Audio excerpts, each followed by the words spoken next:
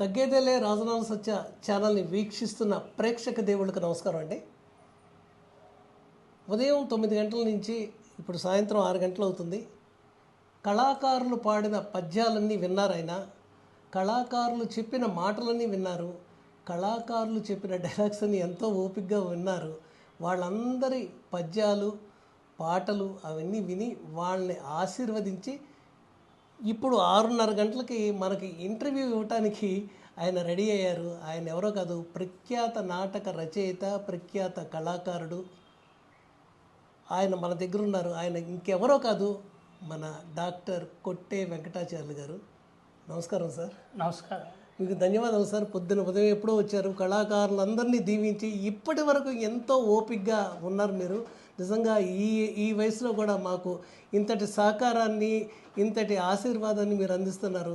మేము నిజంగా ధన్యజీవులు సార్. నమస్తే. ఓపిక ఉంటేనే నటుడు, కళాకారుడు. ఆ ఓపిక లేనప్పుడు ఇంట్లో పడుకోవడం మంచిది. చెప్పండి సార్.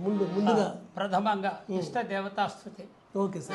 కళలకు కాణ చేయనటువంటి వాడు అధిదైవతం ఈశ్వరుడు. ఆ ఈశ్వరుడు గురించి ఒక చిన్న శ్లోకం. ఆంగికం భువనం యస్య వాచికం సర్వవాంగ్మయం ఆహార్యం చంద్రతారాది తం వందే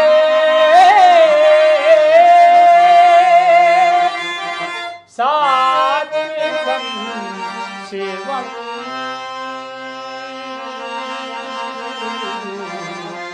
తం వందే సాత్వికం శివం.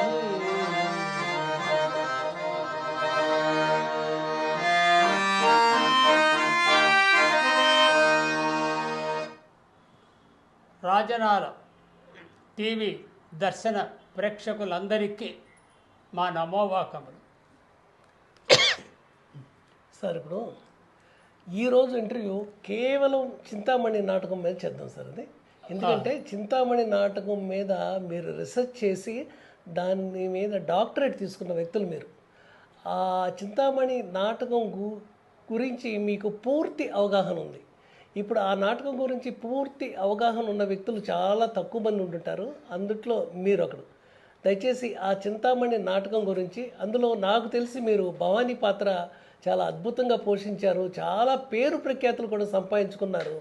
అలాంటి భవానీ పాత్ర గురించి మాకు, ఆ తర్వాత అలాగే చింతామణి నాటకం గురించి మా ప్రేక్షకులకు తెలియని విషయాల్ని మీరు తెలియజేస్తారని, అలాగే భవానీ పద్యాలు కూడా మాకు వినిపిస్తారని ఆశిస్తున్నాను సార్. చింతామణి నాటకం 1920లో రచింపబడింది. అంటే ఇప్పటికీ 104 సంవత్సరాలైంది. ఆశ్చర్యమైన విషయం ఏమిటంటే ఆ నాటకము ప్రింట్ అయింది 1920. ఓకే. అప్పుడే ప్రజలందరూ తెలిసిపోయింది. అప్పటి నుంచి ఇప్పటికీ సగటున రోజుకు ఒక ప్రదర్శన జరుగుతూనే ఉన్నదన్నమాట. అంటే ఒక కవి రచించినటువంటి ఒక నాటకము నిరంతరము నిరాఘాటంగా ప్రదర్శన జరుగుతున్నాయంటే ఆ కవి ఎవరో కాదు, బ్రహ్మతో సమానమైనటువంటి మహాకవి కాళ్ళకూరి నారాయణరావు గారు. ఆ మహానుభావుడు రచించినటువంటి ఏ ముహూర్తంలో ఆయన ఆ కలం పట్టుకున్నారో అద్భుతమైనటువంటి నాటకం. నా దృష్టిలో, అంటే తెలుగు నాటక సాహిత్యం దాదాపుగా చదువుకున్నాను అన్ని కూడా, అది పెద్దగా చెప్పుకోవాల్సిన అవసరం లేదు. కానీ నేను చదివినటువంటి నాటకాలలో తెలుగు నాటక రంగస్థలం మీద ప్రదర్శనకు, కావ్య ధర్మానికి రెండిటికి సరిపోయిన నాటకాలు చాలా తక్కువ ఉన్నాయి. కానీ అందులో ప్రదర్శనకు చాలా తక్కువ వచ్చాయి. ఆ తక్కువ ప్రదర్శనలు వచ్చిన మహా అయితే ఒక 20 నాటకాల దాకా ప్రదర్శనకు సులభంగా సౌలభ్యంగా ఉన్నటువంటి నాటకాలు ఉన్నాయి. దాదాపు ఒక 20 నాటకాలు చెప్పుకోవచ్చు. అందులో మొదటి నాటకము, రెండవ నాటకం గురించి చెప్తారు. మొదటి నాటకము చిలకమర్తి లక్ష్మీ నరసింహం పంతులు గారు రచించినటువంటి గయోపాఖ్యానం అయితే, రెండవ నాటకం మహాకవి కాళ్ళకూరి నారాయణరావు గారు రచించినటువంటి చింతామణి నాటకం అన్నమాట. ఒక స్కాలర్లీ అంటే పండితుల ఆమోదం పొందిన నాటకం అంటే గయోపాఖ్యానము, సర్వజనామోదం పొందినటువంటి నాటకం అంటే చింతామణి నాటకం. ఆ చింతామణి నాటకం శాంతరస ప్రధానమైనటువంటి నాటకం.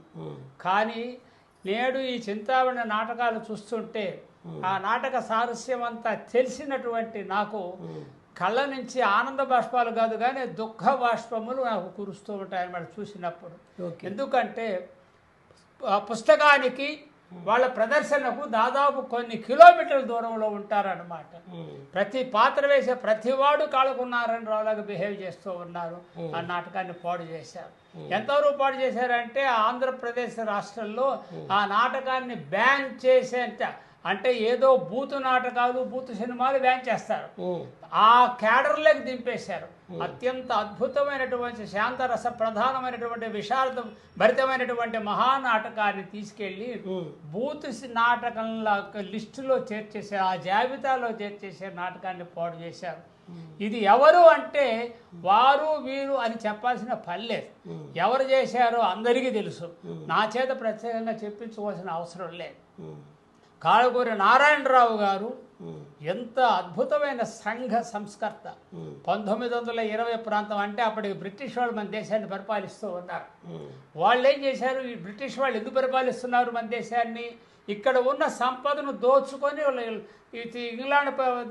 ఇంగ్లాండ్ దేశానికి తీసుకుపోవడానికే చేశారు. అందుకని వాళ్ళు ఏం చేశారంటే ఇక్కడ ప్రజలు ఎలా బ్రతుకుతున్నారు, తర్వాత వీళ్ళకి ఏది కావాలి ఏది వద్దు వాటి గురించి అసలు పట్టించుకోలేదు. ప్రజలు బాగానే ఉన్నారా, వాళ్ళ జోలికి పోకూడదు, వాళ్ళ సెంటిమెంట్కు మనం దగ్గరికి పోకూడదు, వాళ్ళ సెంటిమెంట్కు జోలికి పోకూడదు, వాళ్ళని గిల్లకూడదు, అక్కడ భారతదేశంలో వచ్చే సంపద దోచుకొని పోదామని వాళ్ళు వేసిన పథకం. అందుకని ఏ నాటకాలు వచ్చినా మీ ఇష్ట ప్రకారం చేసేసుకోండి అన్నారు. కానీ సంఘ సంస్కర్తలైనటువంటి వీరేశలింగం పంతులు గారు ఉన్నారు. ఆయన శిష్యుడే మహాకవి కాళకూరి నారాయణరావు గారు. ఆయన కూడా వీరేశలింగం పంతులు గారి శిష్యులు సంఘ సంస్కర్తగా. అందుకని ఆ రోజుల్లో ప్రచలితంగా బాగా సమాజంలో ఉన్నది ఏమిటంటే వేశ్యావృత్తి. అంటే వేశ్యలను ఒక కులంగా భావించుకొని ఆ వృత్తిలో జన్మించిన వాళ్ళకు రెండు వృత్తులు ఉన్నాయి. అంటే పరపురుష సాంగత్యంతో బ్రతకాలి వాళ్ళు, లేదా నృత్యము నాట్యము ఇవన్నీ కూడా సంగీతం నేర్చుకొని దేవాలయాల్లో ఉండేటువంటి మండపాలు చూడండి. ఇప్పటికీ మన పాత దేవాలయాలు చూడండి, మండపం ఉంటుంది చతుశ్శాలలాగా 4 స్తంభాల మండపం. అక్కడ ప్రతిరోజు నాట్యం చేస్తారు. అది ఒక దైవ కార్యంగా వాళ్ళు వివాహం చేసుకోకుండా ఏ సంపర్కము లేకుండా వాళ్ళు రాత్రికి వచ్చేసి ఒక గంట 2 గంటలు నాట్యం చేసేసి వెళ్ళిపోతారు. కానీ అక్కడ దేవాలయాల్లో వచ్చేటువంటి ఆదాయం ఉంటుంది కదా, మాన్యాలు, ఆ మాన్యాల్లో వేశ్య మాన్యం ఉంటుందన్నమాట. ఆ మాన్యంతో బ్రతుకుతూ ఉంటారు. వాళ్ళు జీవితాంతం ఆ దేవుడికే వాళ్ళ కళను అంకితం చేసేసి అలా వాళ్ళు బ్రతుకుతారు. అది ఒక పద్ధతి. తర్వాత ఇక్కడ వీళ్ళు కొంతమంది ఏం చేస్తారంటే వాళ్ళు ఈ పడపు వృత్తిగా భావించుకొని పడపు వృత్తిని ఆ విధంగా బ్రతుకుతూ ఉంటారు. ఇక్కడ చింతామణి అనేటువంటి పాత్ర ఉందే, ఆవిడ మనస్సేమో దేవవేశ్యలాగా ఉండాలని, కానీ వాళ్ళ తల్లి శ్రీహరి ఉంది, ఆవిడేమో పడపు వృత్తితో కూతుర్ని దింపేసింది. ఆమెకి ఇష్టం లేదు, కానీ ఏడుస్తుంది, అయినా కూడా ఆ తల్లి ఒప్పుకోదు. ఇలా ఒక అద్భుతమైనటువంటి ఒక నాటకము. ఆ నాటకంలో సామాజిక స్పృహ, ఒక గొప్ప message, social message to all people, all sects అన్నీ ఉన్నాయన్నమాట. అటువంటి నాటకము ఆ రోజుల్లోనే మహాకవి కాళకూరి నారాయణరావు గారు రాస్తే అద్భుతమైన విషయం ఏమిటంటే చిలకమర్తి లక్ష్మీ నరసింహం గారు గయోపాఖ్యానం రాసి ఆ పుస్తకాలు అమ్ముకొని ఆయన చచ్చిపోయేదాకా దాని మీద బతికాడు. మహాకవి కాళకూరి నారాయణరావు గారు కూడా చింతామణి నాటకం రాసి ప్రింట్ చేసి ఆ రోజుల్లో ఆ అణ తర్వాత బేడ పావల అయ్యమ్మకో దాని మీద జీవనం చేశాడు ఆయన. అంటే ఒక కవి తాను రాసిన గ్రంథం వల్ల ఆయన మరి కాళకూరి నారాయణ గొప్ప సంతానం ఉంది. వాళ్ళందరినీ బతికించుకున్నాడు. వాళ్ళందరికీ కూడా చక్కటి జీవనాధారం కల్పించి మంచి ఉద్యోగాలు ఏర్పాటు చేసుకొని ఆయన కొడుకులు కూడా జడ్జిలు అయిన వాళ్ళు ఉన్నారు తర్వాత కాలం. అలా ఆయన ఆ గ్రంథం వల్లనే ఆయన అంత ఆర్జన చేశాడు. ఇది రికార్డ్ బ్రేక్ అన్నమాట. తెలుగు సాహిత్యంలో నాటకము అంటే ఎందుకు చెప్తున్నా చిలకమతి వారి గయోపాఖ్యానం, కాళ్ళకూరి నారాయణరావు గారి ఇదన్నమాట ఈ చింతామణి.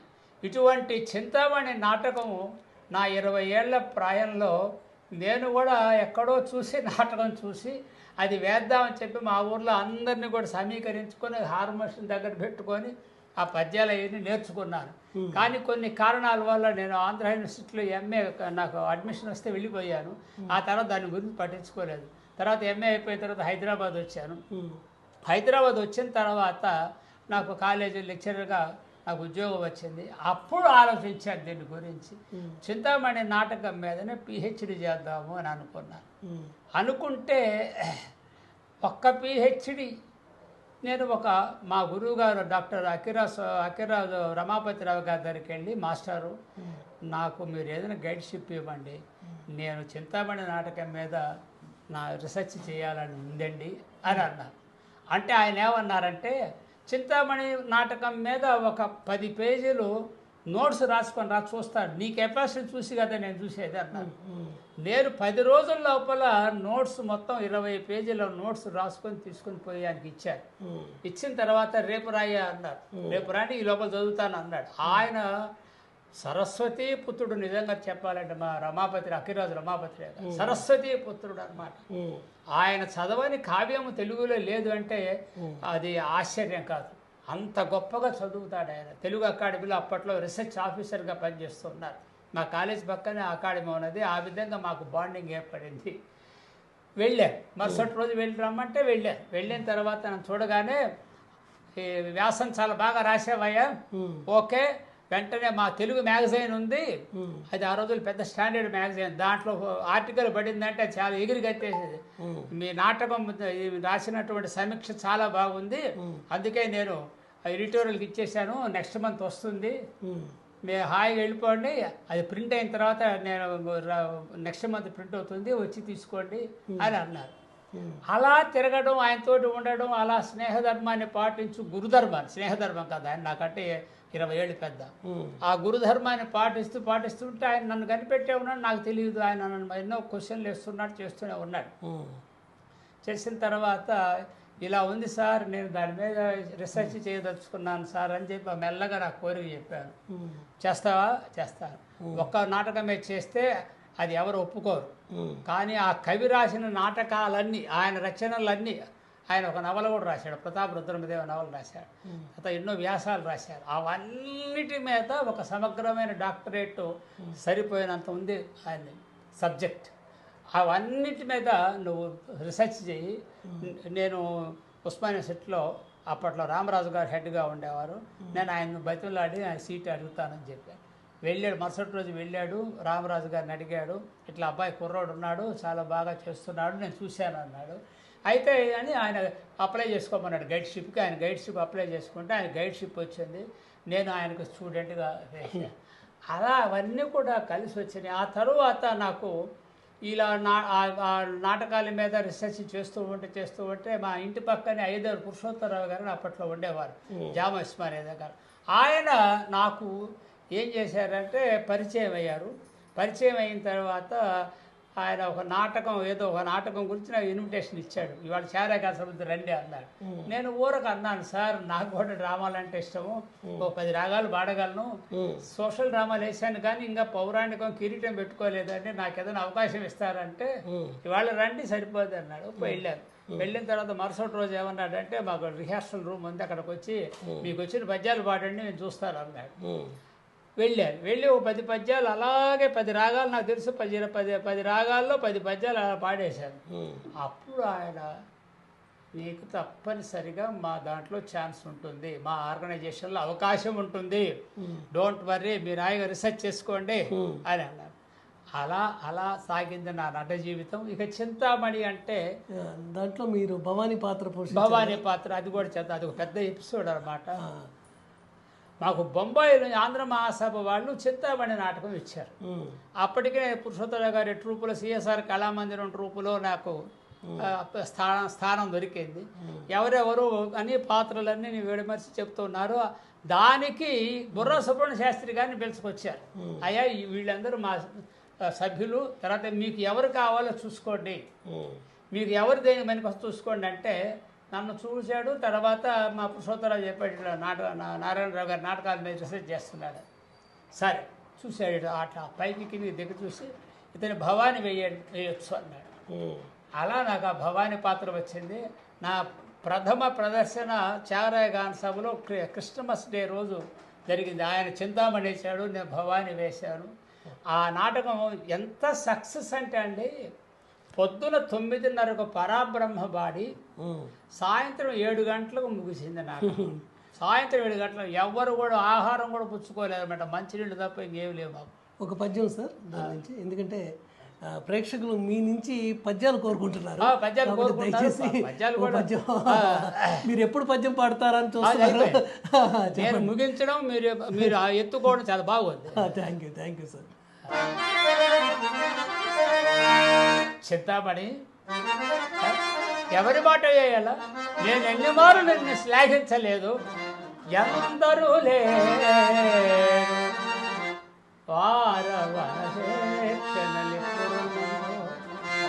ఎందరూ లేరు కళ్ళలో కందువ మాటలను విటుల గారడి సేలుచు దోళ్ళదోపుగా వందలు వేలు దోచుకొనువారలు